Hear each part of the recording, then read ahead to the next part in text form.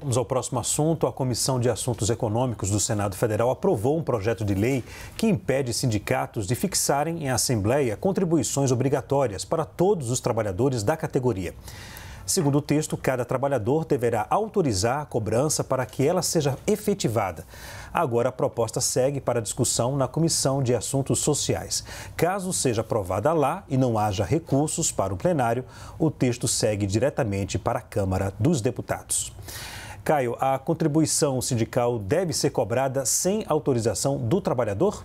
Bom, que tal a gente utilizar a mesma receita aqui proposta pelo meu debatedor, o doutor Zé Eduardo Cardoso, e sermos bastante democráticos, perguntando a cada trabalhador e cada trabalhadora se eles desejam um imposto sindical compulsório obrigatório. Zé, qual você acha que seria o resultado disso? Contra, eu também votaria contra, Caio. Exatamente. Imposto sindical, eu voto contra. Então. Você está confundindo os termos, tá? Porque nós estamos falando de imposto sindical. Nós estamos falando de outra coisa. Contribuição sindical. Isso, é bem Tanto diferente. faz. Uma porcentagem sobre a sua força de trabalho. Será que o trabalhador seria favorável ou não?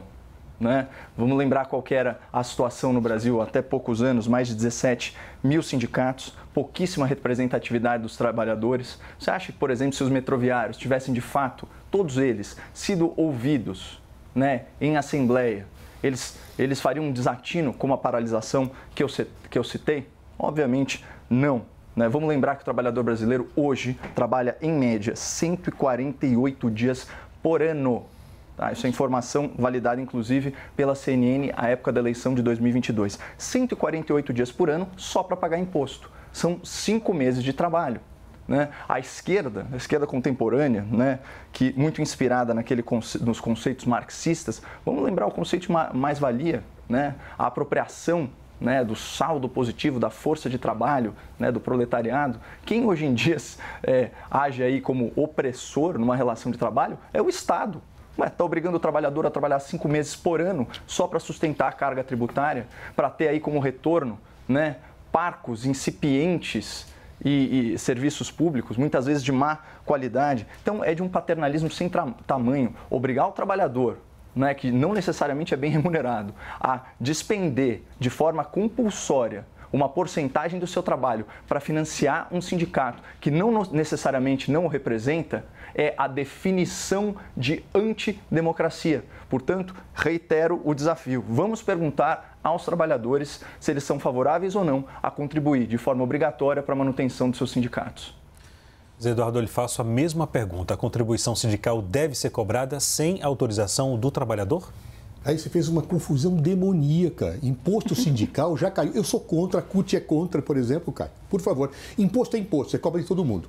O que está em discussão é a contribuição sindical. Não é a mesma coisa. Qual é a diferença? Ela não é imposto. Ela decorre das convenções coletivas de trabalho, em que, segundo a decisão do Supremo, reconhecendo a validade de um artigo da CLT, o trabalhador pode perfeitamente se opor a pagar.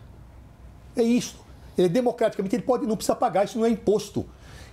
O Supremo disse que se ele não se opuser, ele paga. Não imposto, mas há uma situação estabelecida na Convenção Coletiva de Trabalho firmada entre patrões e sindicatos. O trabalhador não quer pagar? Não paga. Absolutamente legítimo. Qual é a discussão, Caio, que o Supremo colocou e que está sendo perguntada para nós? É outra coisa, não é o que você disse com todas as vênias. O que está sendo discutido é se, para cobrar contribuição sindical, eu tenho que pedir autorização ou posso me opor. A doutrina internacional recomenda a oposição, não a autorização do desconto. Por quê? Justamente para evitar as ações antissindicais, inibitórias de trabalhadores poderem se sindicalizar. Se um trabalhador tiver que autorizar o desconto, ele pode ser demitido, ele pode ser reprimido. E ainda nós temos patrões hoje, infelizmente, que vivem no século XIX, que acham que o sindicato é um problema. Não, o sindicato é uma necessária organização instrumental da luta dos trabalhadores. É legítimo que patrões, que empregados se sindicalizem. E aquele que quiser contribuir, que contribua. Então, portanto, o melhor para proteger o trabalhador não é a autorização, como esse projeto de lei que foi mencionado visa, é ele poder se opor, que é a decisão do Supremo Tribunal Federal. Aliás, essa posição da CUT, por exemplo, que sempre foi essa, defendendo isso, é radicalmente contra o imposto sindical, Caio. Então, portanto, você falar como é que o trabalhador deveria votar em relação ao imposto sindical, como se você estivesse discutindo hoje uma ressurreição desse imposto, eu te diria, a CUT e vários sindicatos votaríamos contrários. É diferente de contribuição sindical, Caio. Ou seja, a contribuição sindical, o trabalhador pode se opor, desde que assim o faça. Portanto, entre se opor e autorizar, protege melhor o trabalhador de eventuais ações contra a ação sindical que o trabalhador pura e simplesmente silencia quiescendo. Mas se ele quiser registrar sua desconformidade no pagamento, Caio, é democrático que não pague. Agora, Zé, esse tema aumenta a tensão entre o Congresso Nacional e o Supremo? Veja, eu não creio, porque, na verdade, o Supremo Tribunal Federal julgou a constitucionalidade de um dispositivo da consolidação das leis do trabalho. E disse, olha, ninguém está falando de imposto sindical. Volto novamente a frisar. Mas se eu fizer uma convenção coletiva de trabalho, eu posso, nessa convenção, de acordo com a Assembleia Sindical, estabelecer que aqueles que não são associados, filiados ao sindicato, devam pagar? E o Supremo pode. Mas esta pessoa tem o direito de se opor. Simples. Claro. O que está tentando fazer o projeto de lei em tramitação do Congresso Nacional? Inverter o jogo. Exigir que o trabalhador autorize o desconto, justamente para que possa, então, se submeter a uma perseguição do trabalhador. Quer dizer, veja, se eu silencio, eu me protejo. E não vejo graça disso, Caio. O óbvio lunante, aliás, por gentileza, se você superar a ideia de que nós estamos discutindo o imposto sindical, vamos ler os livros que tratam desse assunto.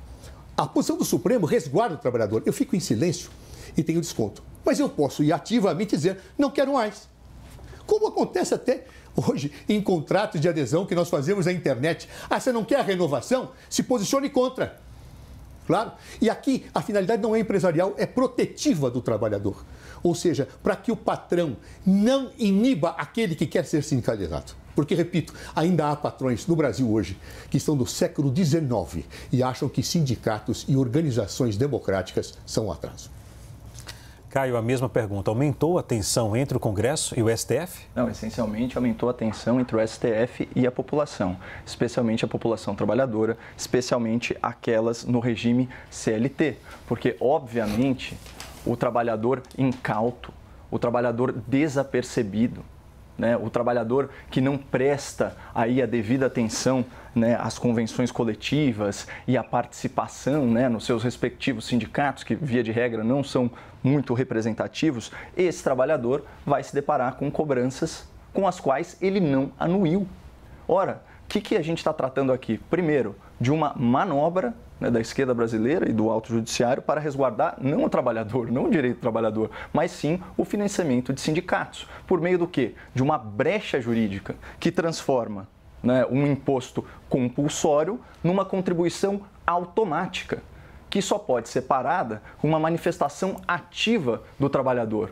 Vamos ser democráticos? Não faria muito mais sentido que o trabalhador se manifestasse no sentido de pagar a contribuição porque se sente representado pelo respectivo sindicato? Não. O que desejam as elites do sistema, as elites políticas da esquerda, as elites do judiciário? Que o trabalhador seja cobrado até se manifestar em sentido contrário. Agora, do que interessa para o empregador o destino do salário do seu trabalhador? Nada. Isso é do interesse do trabalhador.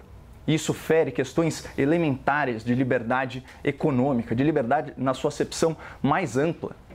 O dinheiro do trabalhador tem que ficar no bolso do trabalhador, idealmente. Especialmente num país, como eu já disse, cuja carga tributária, né, implica em que uma pessoa trabalhe 5 meses só para sustentar a máquina pública que oferece péssimos e parcos serviços em retorno. Se me permite só um esclarecimento rápido, Caio, é o seguinte: não é automático, tem que estar numa convenção coletiva de trabalho, firmado um acordo entre patrões e empregados e lá consta uma cláusula.